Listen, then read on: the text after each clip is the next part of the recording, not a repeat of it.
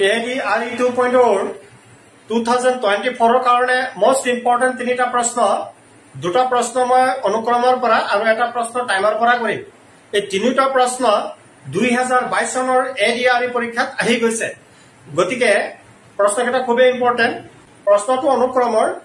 কেনেকুৱা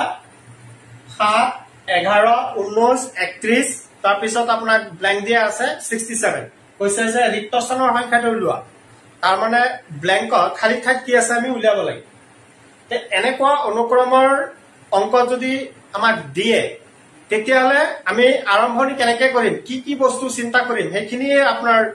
নলেজ হেখিনি আপুনি গেদাৰ কৰিব লাগিব তেতিয়া অংক যেনেকৈ না হক আপুনি পাৰিব তো তাৰ কাৰণে প্ৰথমে বিয়োগ কৰি চাব ওচৰা-ওচৰি দুটা সংখ্যা বিয়োগ কৰি চাব 11 পৰা 7 গল 4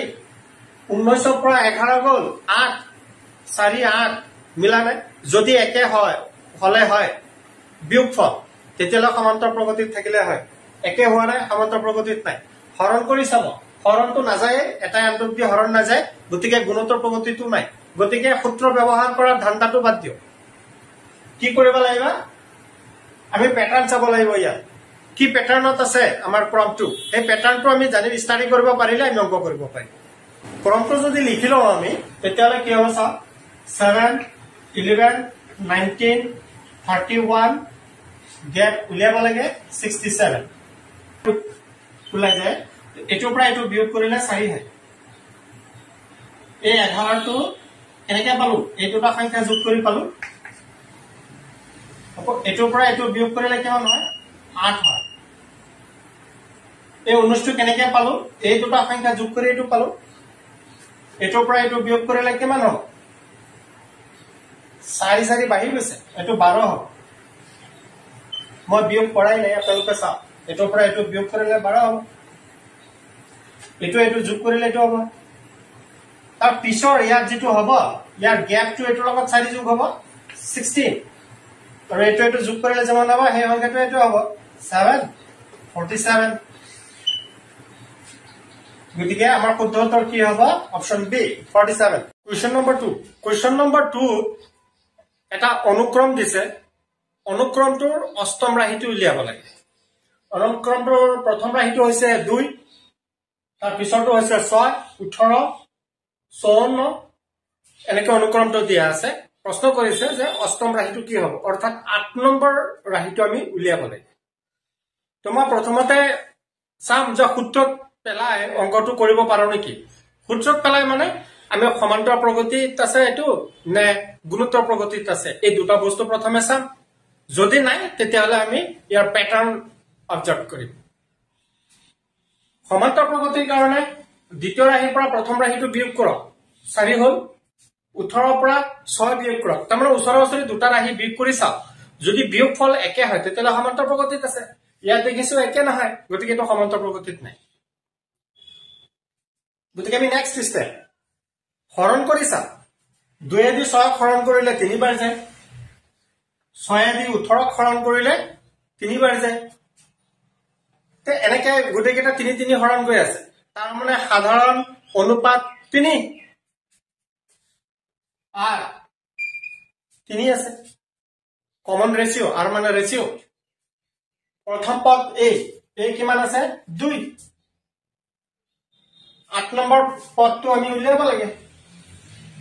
n = 8 এই 8 নম্বৰ পদটো আমি উলিয়াব লাগে যেহেতু অনুক্ৰমটো গুণোত্তৰ প্ৰগতিত আছে তেতিয়াহলে আমি গুণোত্তৰ প্ৰগতিৰ যেটো সূত্ৰ আছে হেতু এপ্লাই কৰিম গুণোত্তৰ প্ৰগতিৰ সূত্ৰটো কি nতম পদৰ কাৰণে আমাৰ সূত্ৰটো হল a r to the power n - 1 এটো আছে nতম পদ ইয়াত n = 8 আছে তেতিয়ালে আমাৰ উত্তৰটো ওলাই যাব আমি কেনেকৈ কৰিম শৰ্টকাট আমি ইমান ফৰ্মালিটিজ মেইনটেইন কৰিব যোৱা নাই আমি শৰ্টকাট ট্ৰিক্সত বস্তুটো কৰিব গৈ আছো ডাইৰেক্ট এই মানে কিমান আছে 2 r মানে 3 n minus 1 n ৰ মান কিমান আছে 8 minus 1 that is 2 into 3 to the power 7 2 into 3 to the power 7 ৰ মানটো লিয়া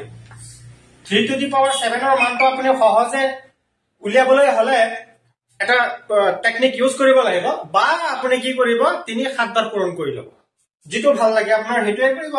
তেতিয়ালে মই এনেকেও কৰিব পাৰো 3 cube whole square into 3 মই ভাঙি লৈছো 3 to the 6 into 3 এটো আকৌ হৰণ কৰিলে 3 to the power 7 এ হয় মই যাতে সহজে পূৰণ কৰিব পাৰো সেই কাৰণে এটো কৰিছো 3 cube এটো 27 স্কয়াৰ মানে দুবাৰ পূৰণ কৰিব বৰ্গ কৰি দিব তো বৰ্গ কইলে কি হবে এটো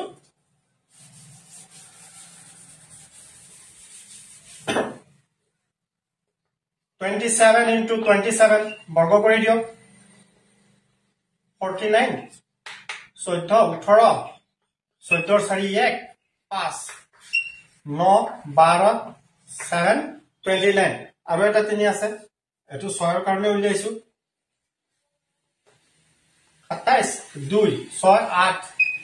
21 3 to the power 7 ইয়াৰ মানটো হল 2187 দুই দি পূৰণ কৰি দিও কিমান হয় 14 4 হাতত থাকিলে 16 17 2 গুণ 2 আৰু 1 কে 3 2 গুণ 4 তো আমাৰ এনসাৰটো কিমান হল 4374 বি টু হল শুদ্ধ উত্তৰ প্ৰশ্ন নম্বৰ 3 কোনো এক সাক্ষাৎকাৰ গ্ৰহণৰ বাবে চেয়াৰম্যান গৰাকী 12:30 বজাত 10 মিনিট আগে প্ৰেক্ষাগৃহত প্ৰৱেশ কৰে এটা ইন্টাৰভিউ চেয়াৰম্যান এজন আহিছে 12:30 বজাৰ আগতে আহিলে 10 মিনিট আগতে আহিছে তাৰমানে তেতিয়ালে কিমানটা বজাত আহিছে 12:20 আহিছে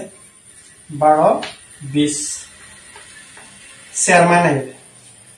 আৰু চেয়াৰম্যানৰ সময় প্ৰেক্ষাগৃহলৈ আহাৰ সময় তাৰ পিছত কি কৈছে চেয়াৰম্যান গৰাকী এমডিক কৈ 20 মিনিট আগে আহি প্ৰেক্ষাগৃহত প্ৰৱেশ কৰিছে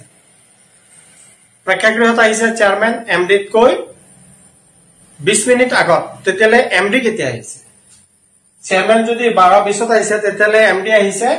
12:40 এটো হৈছে আপোনাৰ এমডি আহাৰ সময় নেক্সট কি হৈছে এমডি গৰাকী সাক্ষাৎকাৰৰ নিৰ্ধাৰিত সময়তকৈ 30 মিনিট পলমকৈ আহিছিল